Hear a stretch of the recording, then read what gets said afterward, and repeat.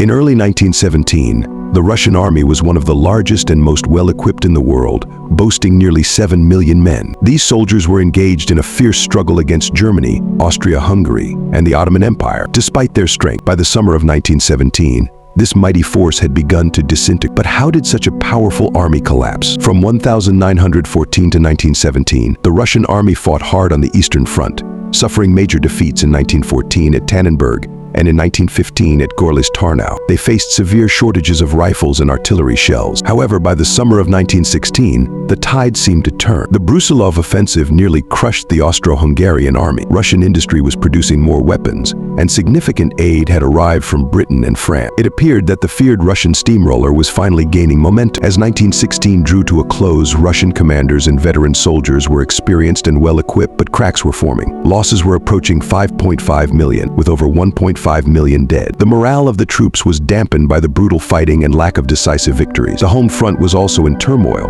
with the economy struggling and food production plummeting. Prices of essential goods skyrocketed, creating widespread discontent. In February 1917, revolution erupted in Russia, leading to the abdication of Tsar Nicholas II.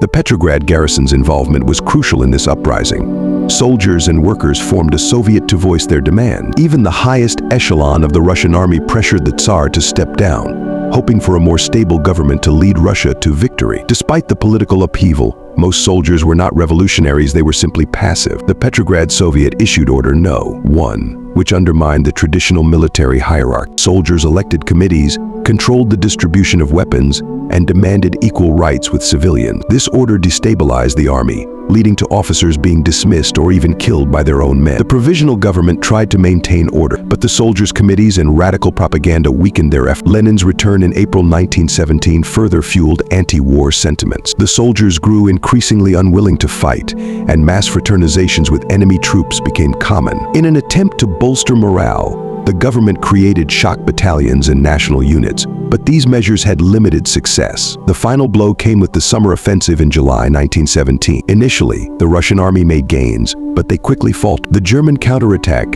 devastated the Russian forces, leading to massive desertions and a collapse of discipline. By the autumn of 1917, the Russian army was a shadow of its former self. Political infighting, loss of morale, and the strain of continuous combat had taken their toll. The once mighty force that had stood against the Central Powers was now disintegrating, paving the way for the Bolshevik Revolution and a new chapter in Russian history. In this turbulent period, the Russian army's collapse was not just a military defeat, but a symbol of the profound changes sweeping through Russian society. The dream of a mighty Russian steamroller had crumbled, giving way to revolution and the rise of a new order.